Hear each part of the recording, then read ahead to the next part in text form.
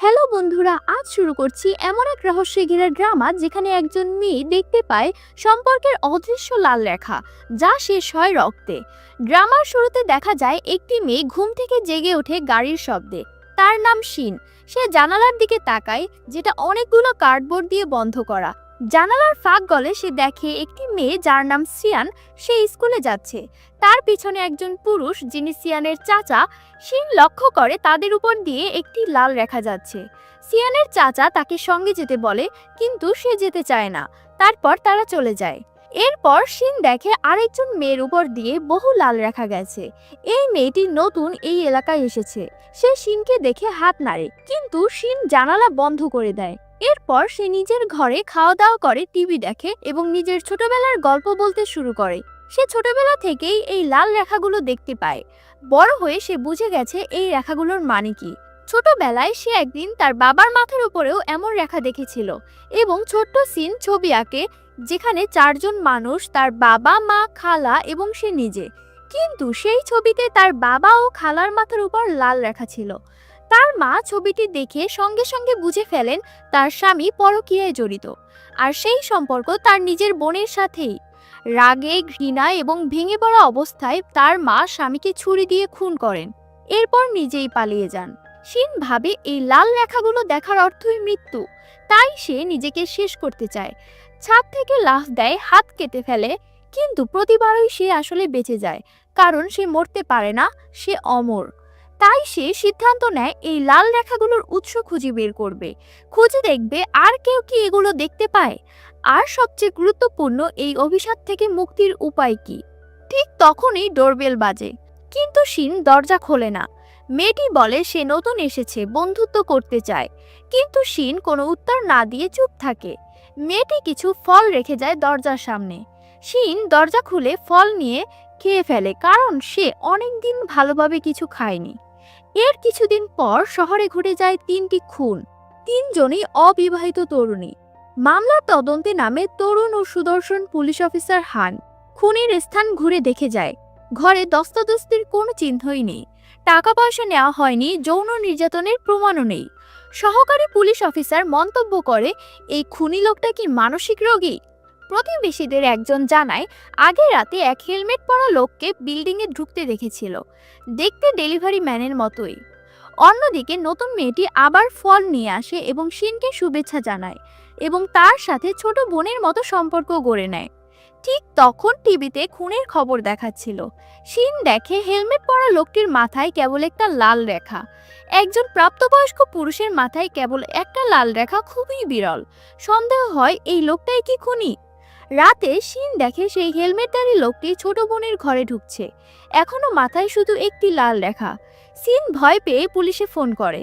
ঠিক তখনই লোকটি হেলমেট খুলে ফেলে, সঙ্গে সঙ্গে তার মাথায় আরও একটি লাল রেখা যুক্ত হয়, প্রত্যক্ষভাবে যেটি তার ছোট বোনের সঙ্গে সংযুক্ত।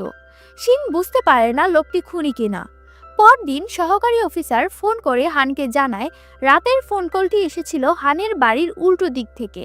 তারা তো কেবল জানতো খুনি ডেলিভারি ম্যান হতে পারে, আর এই তথ্য এখনো জনসাধারণ কিছুই জানে না। হান সতর্ক হয়ে দ্রুত শিনের দরজায় কড়া নাড়ে। শিন দেখে হানের মাথায় অসংখ্য লাল রেখা। সে মনে মনে হানকে গালি দেয়। ঠিক তখনই ওপরতলা থেকে এক লোক এসে হানকে নিষেধ করে, এত নক করবেন না, আবর্জনা ফেলার লোকই তো পাওয়া যায় না। শিন একটু ফাঁক করে দরজা খুলে জানায় ভুল করে পুলিশ ডাকছিল। হান কিছুটা বিভ্রান্ত হয়। কয়েকদিন পর তদন্তে অগ্রগতি আসে।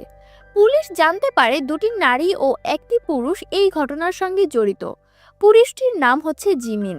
সহকারী অফিসার ছবিতে দেখে জিমিন সেই লোক যে সেদিন সকালে শিনের দরজার সামনে হানকে অভ্যর্থনা জানিয়েছিল।